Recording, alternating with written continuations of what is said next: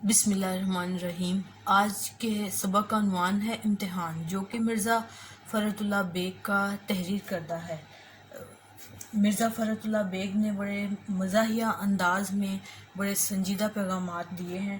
اس زیر نظر مضمون میں مرزا فرحت اللہ بیگ نے طلباء کو تعلیم و تدریس میں امتحان کی اہمیت سے آگاہ کیا ہے اور بتایا ہے کہ کامیابی کے لیے ذاتی محنت بہت ضروری ہے۔ ناجائز ذرائع امتحان میں کبھی بھی کامیابی کے حصول کا ذریعہ نہیں بنتے سوائے شرمندگی کے۔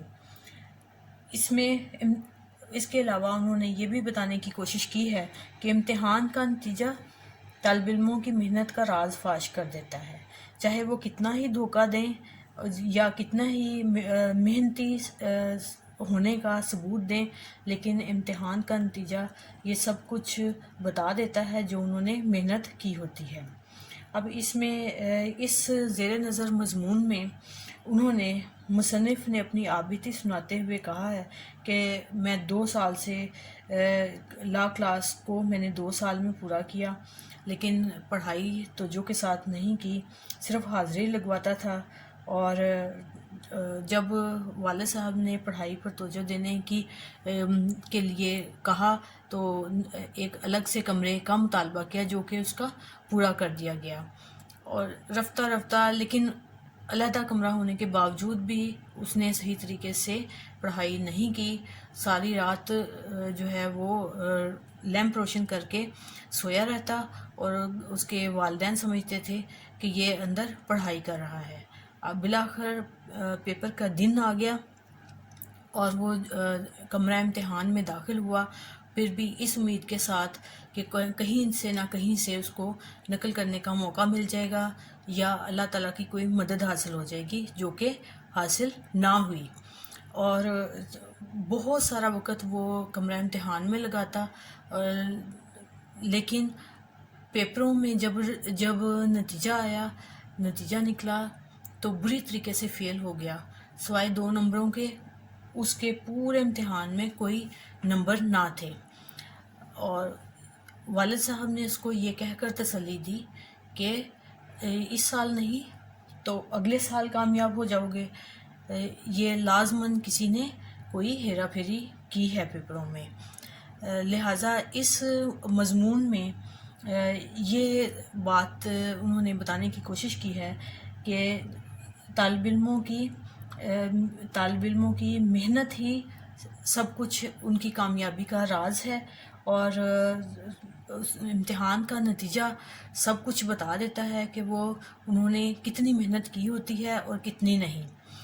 اس مضمون میں آنے والے مشکل الفاظ مندرجہ ذیل ہیں: مختل، پریشان، مستغرق، بہت مصروف، محویت، توجہ، امداد غیبی، غیب سے ملنے والی مدد، ممتحن، امتحان لینے والا، تشفی، تسلی، اشک شوئی، آنسو پہنچنا، خادم، نوکر۔ اس مضمون کے اختتام پر جو مختصر مشقی سوالات ہیں ان کو یاد کرنا طالب علموں کے لیے انتہائی ضروری ہے۔ پہلا سوال ہے: مضمون نگار کو امتحان سے گھبرانے والوں پر ہنسی کیوں آتی ہے؟ اس لیے اس کا جواب یہ ہوگا کہ مضمون نگار کو امتحان سے گھبرانے والوں پر ہنسی اس لیے آتی ہے کیونکہ اسے پتہ ہے کہ امتحان کی 2 ہی صورتیں ہیں، یا پاس اور یا فیل۔ سوال نمبر 2: مضمون نگار نے کون سا امتحان دیا تھا؟ جواب ہے جی، مضمون نگار نے لا کلاس کا امتحان دیا تھا۔ سوال نمبر 3: مضمون نگار نے امتحان دیا تو کیا نتیجہ نکلا؟ مضمون نگار نے امتحان دیا تو وہ بری طرح فیل ہو گیا اور صرف 2 نمبر اس نے حاصل کیے، کیونکہ اس نے محنت کی ہی نہیں تھی، اس نے پڑھائی نہیں کی تھی، صرف اس نے پڑھنے کا دکھاوا کیا تھا۔ سوال نمبر 4 ہے: مضمون نگار کے والد نے کس طرح اسے تسلی دی؟ اس کا جواب یہ ہوگا: مضمون نگار کے والد نے کہا کہ بیٹا، گھبرانے کی کوئی بات نہیں، اس سال نہیں آئندہ سال صحیح، آخر کہاں تک بے ایمانی چلے گی۔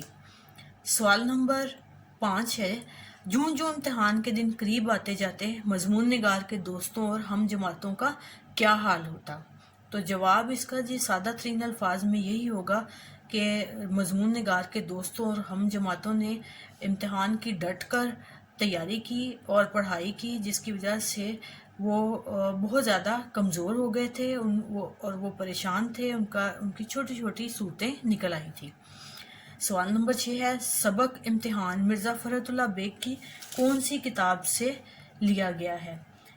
جواب ہے یہ مرزا فرحت اللہ بیگ کے مضامین فرحت سے لیا گیا ہے۔ سوال نمبر 7 ہے، مرزا فرحت اللہ بیگ کا طرز تحریر کیسا ہے؟